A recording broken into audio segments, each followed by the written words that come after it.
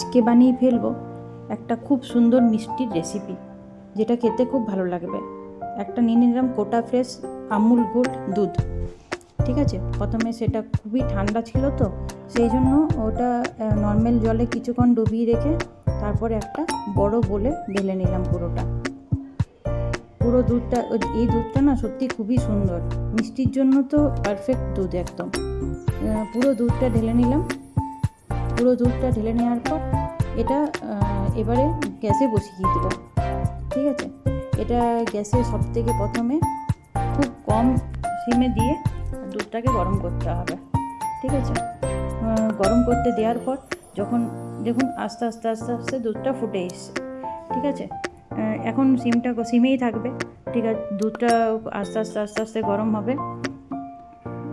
যতক্ষণ না একটু কম হয়ে আসে ততক্ষণ পর্যন্ত দুধটা ফুটতেই থাকবে।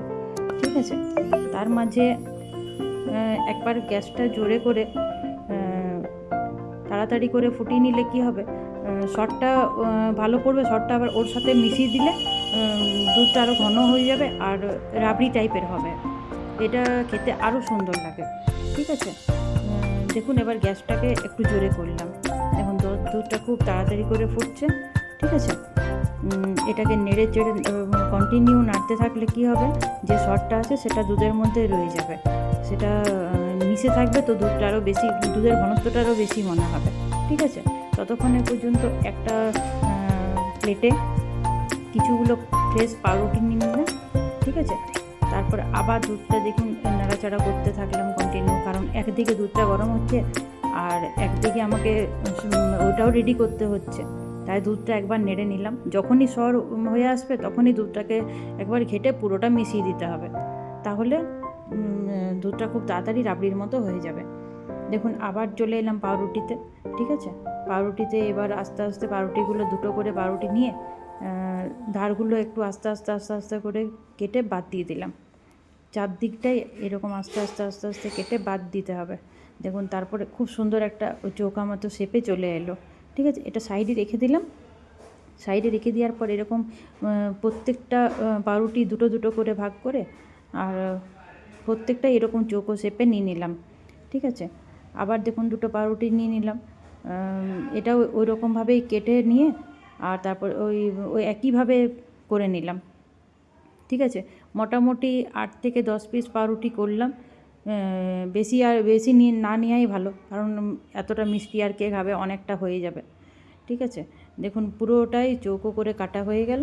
চৌকো করে কাটার পর এবার খুব সুন্দর শেপটা চলে এসছে কিন্তু।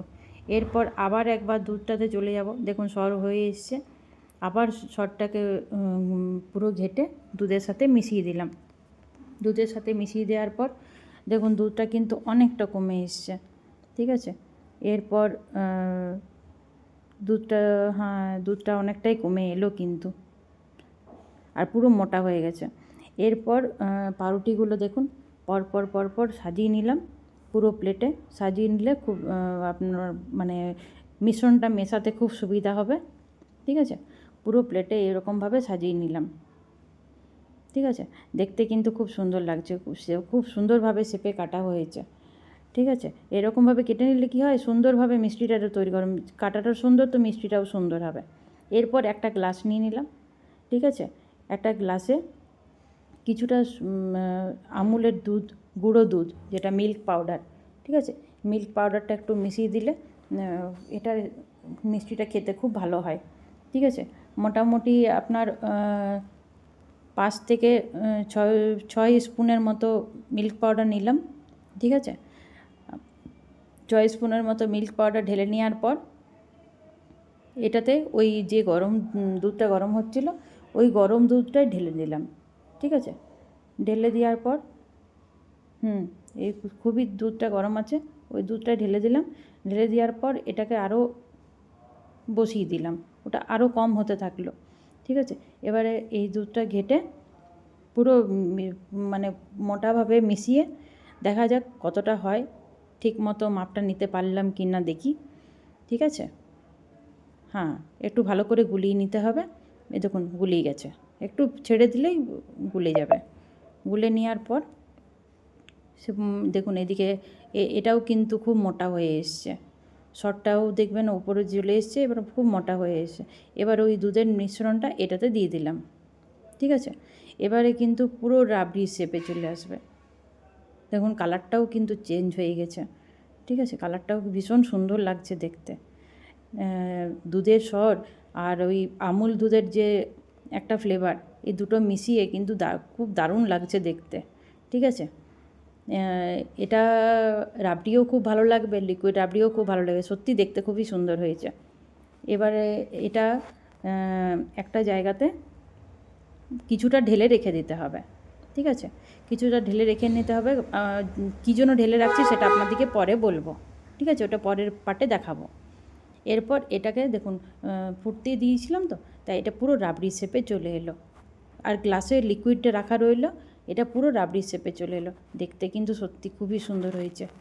দেখা যাক এবার খেতে কেমন হয়। আপনারা নিশ্চয়ই বানিয়ে নেবেন, তাহলে বুঝতে পারবেন যে কীরকম খেতে লাগছে। আর বানানো হয়ে গেলে একটু চিনি দিলাম ওতে কিন্তু, ঠিক আছে, একদম হালকা, কারণ ওটা নিজেই আমুল দুধেরও একটা মিষ্টি থাকে।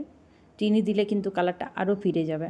এত সুন্দর লাগছে না দেখতে, কিছু বলার নেই, ঠিক আছে। আপনারা কিন্তু অবশ্যই বানিয়ে দেখবেন একবার, আর কেমন হয়েছে কমেন্টে জানাবেন। মিষ্টিটাও কেমন দেখতে কেমন হয়েছে, দেখার পর খেতে কেমন লাগবে সেটুকু তো আন্দাজ হয়, অবশ্যই কমেন্টে জানাবেন, ঠিক আছে। এরপর দেখুন রাবড়িটা পুরো রেডি কিন্তু, ঠিক আছে। এরপর গ্যাসটা বন্ধ করে দিলাম। একটু নাড়াচাড়া করে নিলে কী হবে, নিচে বসবে না। গ্যাসটা বন্ধ করার পরেও একটু নাড়াচাড়া করে নিলে নিচে বসবে না। এরপর পাউরুটিগুলো নিয়ে নিলাম। পাউরুটিগুলো একটু আপনার একটা জলে সিরাপ বানিয়ে নিলাম, মাত্র একটু গরম জল করে, সেটা আর দেখানো হলো না আমার, ভিডিওটা অনেক লং হয়ে যাচ্ছে, এতটা আপনাদের দেখার কোনো ধৈর্য হবে না, তাই জলের মধ্যে একটু চিনি দিয়ে একটু গরম করে নিলাম। তো তাতে পাউরুটিগুলো দিয়ে একটু নরম করে নিলে সুবিধা হবে। তারপর দেখুন ওই রাবড়ির মিশ্রণটা একে একে দিলাম। আবার ওই রকমভাবে পাউরুটিটা ভিজিয়ে নিয়ে আবার রাবড়ির মিশ্রণটা একে একে করে দিতে থাকলাম, ঠিক আছে। এটা অনেকভাবেই করা যায়, ভিতরে এগরোলের মতো দিয়ে মুড়েও করা যায়, আর এরকমভাবেও করা যায়, কিন্তু এরকমভাবে করলে না কেকের মতো লাগে দেখতে, ঠিক আছে। এটা কেক স্টাইল মিষ্টি হয়ে গেল, আর ওটা না আপনার পুরো রসমালাইয়ের মতো লাগে।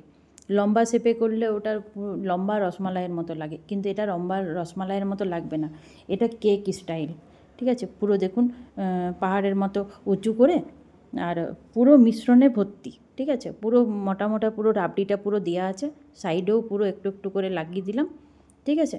আর জলের মধ্যে তো চিনি সিরাপ করা ছিল, তাই পাউরুটিগুলো মিষ্টি হয়েই গেছে অলরেডি, হালকা মিষ্টি, কিন্তু খুব বেশি মিষ্টি আমি একদমই পছন্দ করি না। এরপর গ্লাসের ওই লিকুইড মিশ্রণটা যেটা সাইডে রেখেছিলাম, সেটা কিন্তু চারিদিক দেখুন দিয়ে দিলাম, ঠিক আছে, চারিদিক এইভাবে দিয়ে দিলাম, যেমনভাবে ঠিক কেকে যেমনভাবে ক্রিম দেওয়া হয় পুরোটাতে, ঠিক সেরকমভাবে ওই গ্লাসের পুরো মোটা রাবড়িটা, লিকুইড রাবড়িটা পুরো ঢেলে দিলাম, ঠিক আছে। দেখুন যা এমনভাবেই ঢালছি যাতে পুরোটাতেই কিন্তু মিশ্রণটা যেন পেয়ে যায়, ঠিক আছে। তাহলে পুরো পাউরুটিটাতে পেলে তবেই তো পাউরুটিটা ওই রাবড়িতেই ভিজবে, তবে খেতে কিন্তু খুব ভালো লাগবে, ঠিক আছে। এটা কিন্তু কেক স্টাইল রাবড়ি মিষ্টিও বলতে পারেন, আর কেক স্টাইল আপনার রসমালাইও বলতে পারেন, ঠিক আছে। দেখুন পুরোটা আপনি দেখিয়ে দিলাম, দেখুন পুরোটাতেই কিন্তু দেওয়া হয়ে গেছে, দেখুন কোথাও কিন্তু একটুও ফাঁকা নেই, ঠিক আছে। পুরো লিকুইড মিশ্রণটা কিন্তু পুরোটাতেই দেওয়া হয়ে গেছে দেখুন, আর পুরো সাইডে ছড়ানো আছে, ঠিক আছে। এবার দেখুন কেকের মতো কাটা হচ্ছে, কতটা সফট হয়েছে একবার দেখুন, কতটা সফট হয়েছে, ঠিক আছে। এটা কিন্তু খেতে সত্যি দুর্দান্ত লাগবে, ঠিক আছে।